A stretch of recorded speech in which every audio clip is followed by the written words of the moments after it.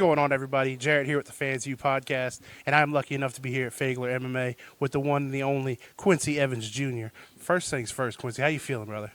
Feeling great, man. Like I say, working hard, training hard, and getting ready for July 12th, man. It's going to be an awesome night. Absolutely, absolutely. And let's talk a little bit about July 12th. What's coming up on the docket for people that may not know? July 12th, Conflict MMA, Bell Auditorium, Augusta, Georgia. You guys check it out. If you haven't gotten your tickets yet, make sure you get them. The team has been working extremely hard. Yeah, we won't disappoint, man. It's going to be an exciting night. For sure, for sure. And obviously, it's always a blessing when you get to step in the cage. But what's it like to be able to step in the cage in Augusta? Oh, man. Yeah, the first time I fought in Augusta 2 years ago, man, I always kind of, have my family and the crowd out there to cheer me on, but I usually get into like this tunnel vision mode, and my first time fighting in Augusta, I walked out and everybody was cheering and everything, and I couldn't do anything but smile and wave to the crowd. So it's an amazing feeling just hearing them chant and just looking around the venue and seeing literally everybody cheering you on. Right. Because they believe in you. Absolutely, absolutely. So, obviously, I want to take it back to the beginning. Fighting, of all the things you can do, how has mixed martial arts really captured your heart?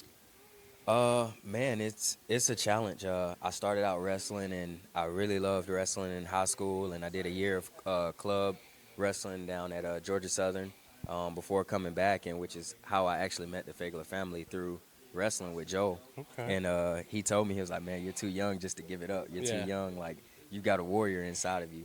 And so I started coming to the wrestling classes here, and then he was like, man, just get your first pair of boxing gloves. Yeah. I got those, and it's been up ever since. That was Man. it. It's That been was a it. crazy That was ride. it. I love that, bro. I love that. No doubt. No Obviously, you've had a lot of success at this level, this amateur level. Is taking that next step something you're looking to do in 2025, 2026?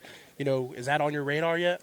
No doubt, man. I actually, so March 1st was my first pro fight for the NFC, and so I officially made that step into the professional ranks, alongside my brothers, Joel, Malcolm, Jake as well. So that was exciting. And honestly, man, that was like the first time where I truly felt like in my career, like I put a stamp on something, Yeah, for sure, for sure. So what's the rest? Obviously, we talked about July 12th coming up. What's the rest of 2025 looking like for you? Do you have any tangible goals you'd love to check off before January 26th rolls around? Everybody in here, we love, well, not kind of, we love to stay active. So, man, anytime they have fight news or, fights for me to go out and, compete in, I want to make sure I'm competing and staying active. And honestly, man, just getting in here and just training to be a better martial artist, just getting better day by day by day. I love that, and that's what's obviously most important. Yes, sir. We can't be in Fagler MMA and not bring up the man, the myth, the legend. Obviously, I'm talking about Malcolm the Machine Wellmaker. No doubt. As a friend of his, as family, as a teammate, what has it meant to you to see that rise he's had, from back in the Contender Series to now being a household name from his UFC debut? Man, it is, first of all, eye-opening.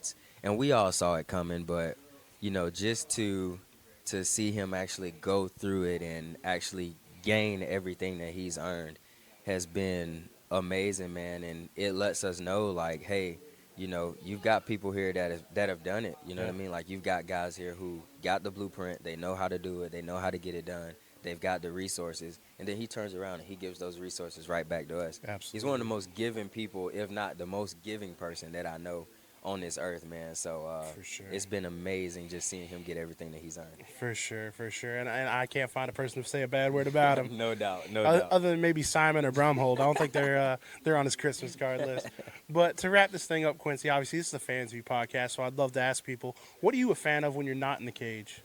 Man, honestly, I'm a student of the game, Yeah. so I'm constantly watching the fights or, going over film with the other coaches as well. And, man, if I'm not watching fights, you probably catch me on the couch, getting some sleep, getting some rest, and just Ain't trying mad to at get that. ready for the next step. I hear that. I'm not mad at that. Yes, And sir. then last but not least, at this point in your, not only your career, but in your life, what does the term success mean to you?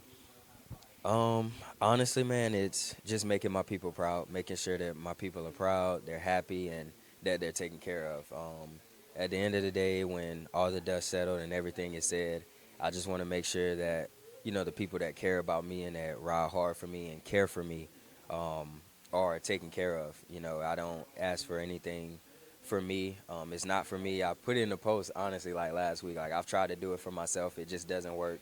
Yeah. The success comes from them, from my village. If there was no them, there would be no me. Honestly, I can stand by that 10 toes down. Absolutely. I love that, brother. Yes, sir. Where can people get a hold of you on social? On Instagram @ Quincy E Jr, Facebook Quincy Evans Jr, and then Twitter @Q Evans Jr. I try to keep everything simple, man. So. I love that. We appreciate that. Trust No me. doubt. And let's plug it one more time. July 12th. Give the people all the info.